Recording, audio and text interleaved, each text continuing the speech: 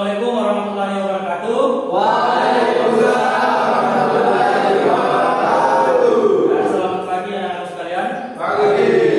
Sebelum kita memulai pembelajaran, kita akan membaca doa dulu yang akan dipimpin oleh teman kita Muhammad Saga. Kepadanya kami persilakan. Sebelum kita belajar, mari kita membaca doa. Doa belajar dimulai.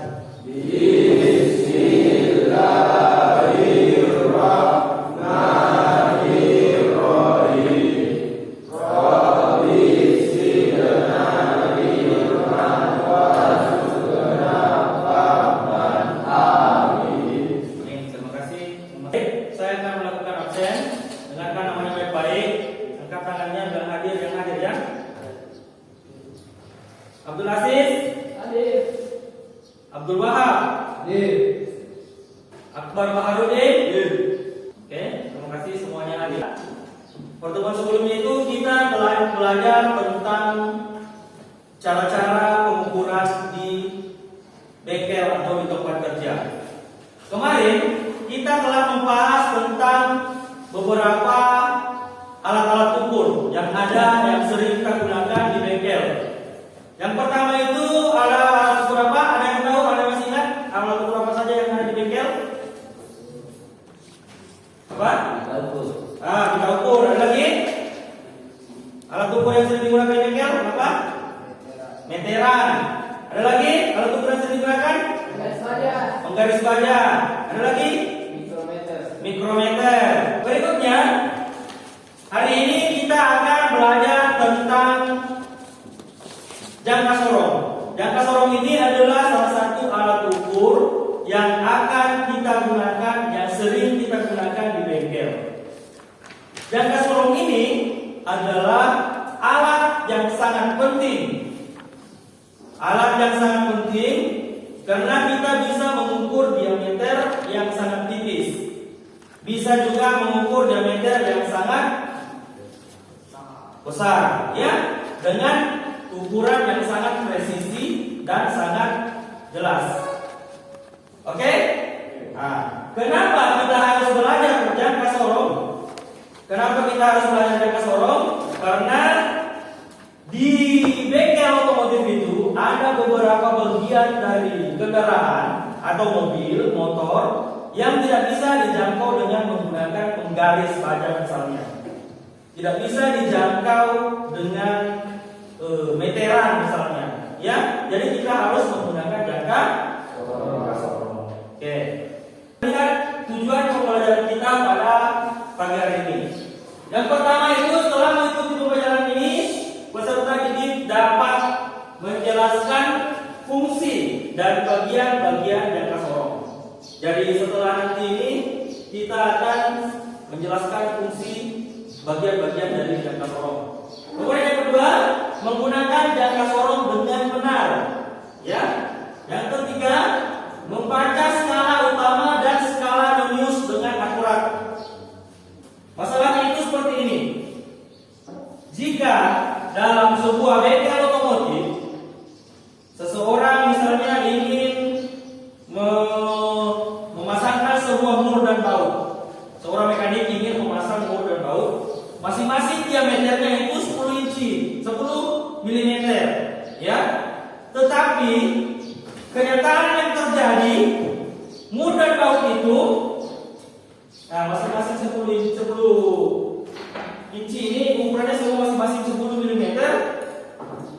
Murnya 10 mm diameternya, bautnya 10 mm bautnya, tetapi tidak bisa masuk. Kira-kira apa yang mempengaruhi ini? Apa? Besarnya atau ukurannya, ya? Kira-kira mengapa dalam bidang teknik kita membutuhkan sebuah alat ukur yang sangat presisi? Kenapa? Untuk mengukur akurasi tinggi. Supaya bisa mengukur dengan akurasi tinggi. Akhirnya nanti mur dan baut ini akan pas. Itu gunanya kita mengukur dengan jangka sorong. Untuk lebih jelasnya kita akan pelajari materi-materi tentang jangka sorong ini sebelum melakukan praktikum. Yang pertama, apa fungsi jangka sorong? Fungsi jangka sorong itu luar atau diameter luar. Tahu diameter luar? Diameter luar itu yang berada pada bagian luar baut misalnya. Kemudian mengukur panjang dalam atau diameter dalam. Diameter dalam itu adalah bagian yang berada di dalam. Berikutnya mengukur kedalaman lubang atau ketinggian sebuah baut, bisa pakai jangka sorong. Oke, 1, 2, 3 dengan saya. Kalau kau siap belajar tepuk tangan. Kalau kau siap belajar tepuk tangan. Kalau kau siap belajar, mari kita lakukan. Kalau kau siap belajar tepuk tangan.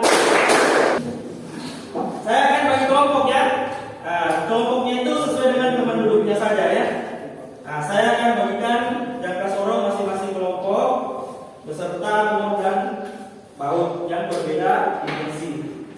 Jadi kalian nanti masing-masing mengukur mur dan baut yang beda dimensi ya.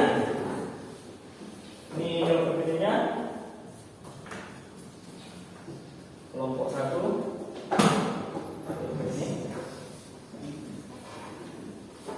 Nanti yang akan kita lakukan adalah mengikuti perintah apa yang ada pada LKPD itu. Di situ kalian disuruh untuk apa? Mengukur diameter luar sebanyak 3 kali, mengukur diameter dalam sebanyak 3 kali, dan mengukur tingginya ya sebanyak 3 kali juga. Nah, sekarang dirumuskan masalahnya semua. Coba diperhatikan. Bukan dikasih keluar. Dikasih keluar murnya dengan bautnya dikasih keluar. Keluarkan dulu.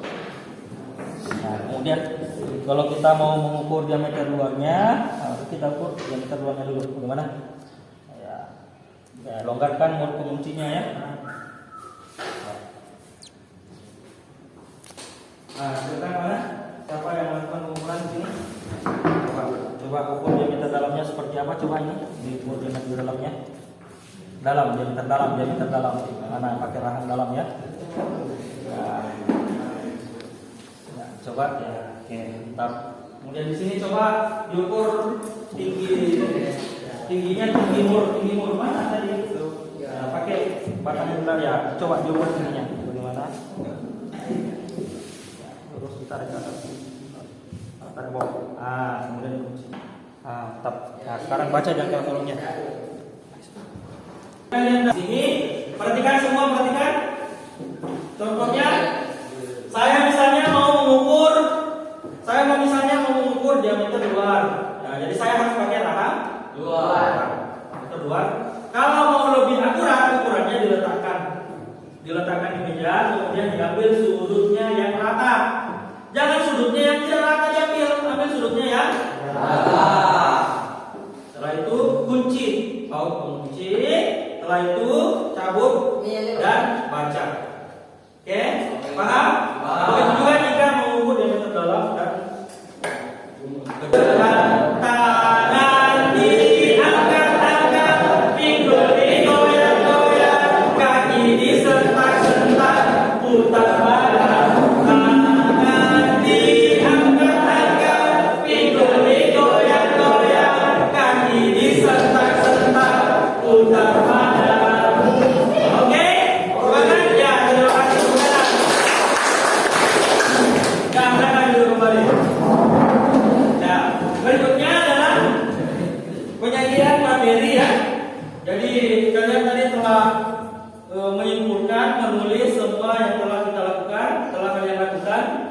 Berikutnya adalah setiap kelompok memaparkan apa yang telah dilakukan, apa yang telah dikerjakan pada praktek tadi. Ya, silakan. Assalamualaikum warahmatullahi wabarakatuh.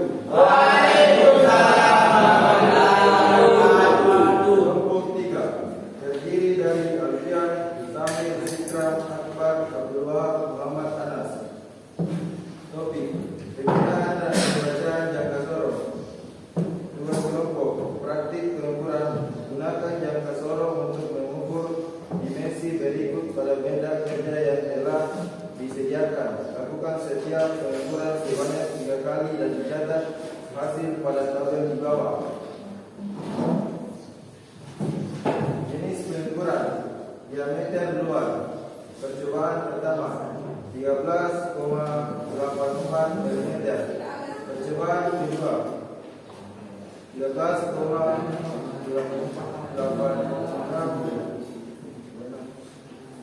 mm. Percobaan ketiga 13,84 mm. Pertanyaan? Ya, oke. Ada pertanyaan dari kelompok 1 ya? Silakan berdiri. Apa yang harus dilakukan jika Sorong menunjukkan nilai nol yang tidak tepat? Jika yang tersorong tidak menunjukkan nilai yang tepat, maka kita harus melakukan kalibrasi ulang pada jangka sorong.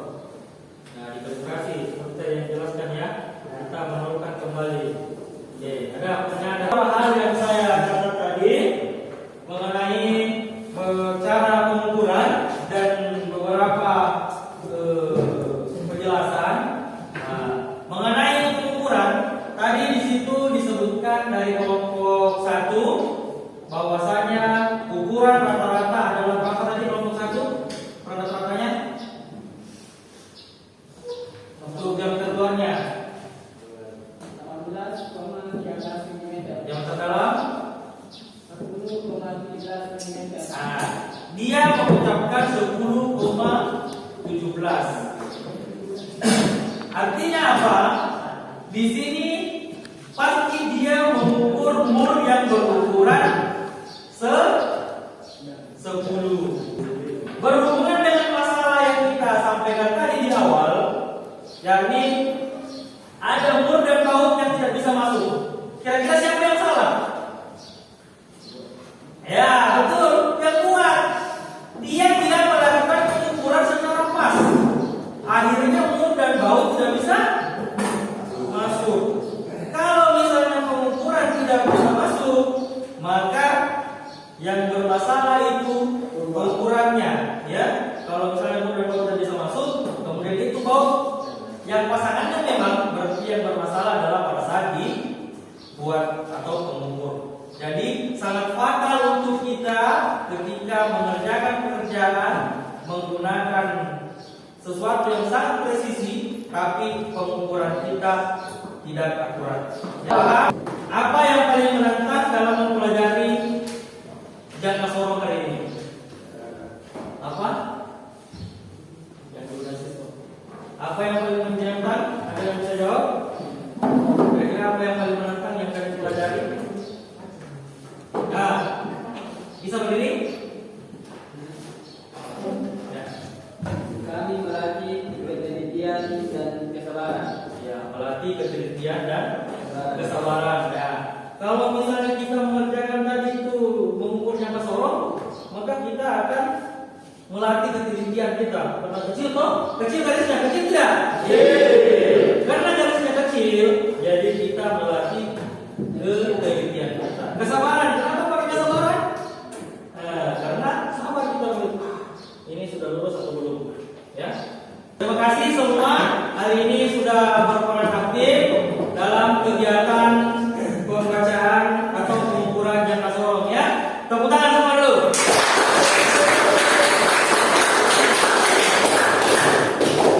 Berikutnya saya akan memberikan kuis ya. Kita ada kuis singkat. Silakan dikeluarkan semua buku-bukunya kembali. Nah, buku-bukunya silakan dikeluar.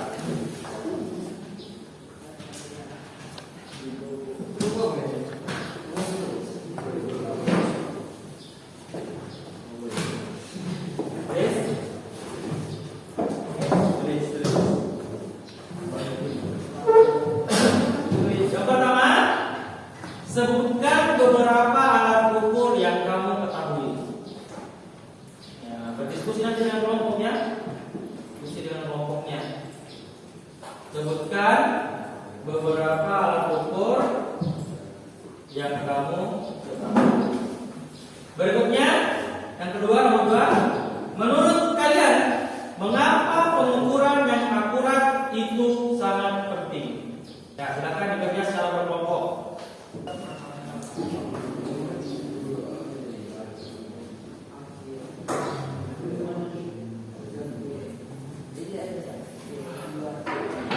Sudah?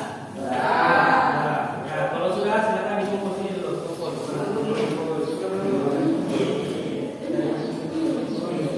Silakan dikumpul.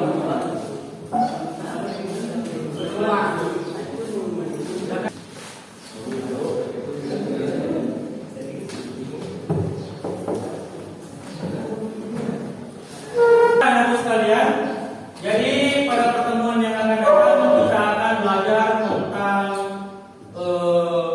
materi mengukur dengan menggunakan mikrometer. Jadi berikutnya kita akan belajar tentang mengukur menggunakan mikrometer. Kemudian kita akan mengetahui apa perbedaan kalau kita menggunakan jangka sorong dengan menggunakan mikrometer. Mungkin setelah itu saya akhiri pertemuan kita pada pagi hari ini. Kita akan baca doa dulu ya. Baca doa.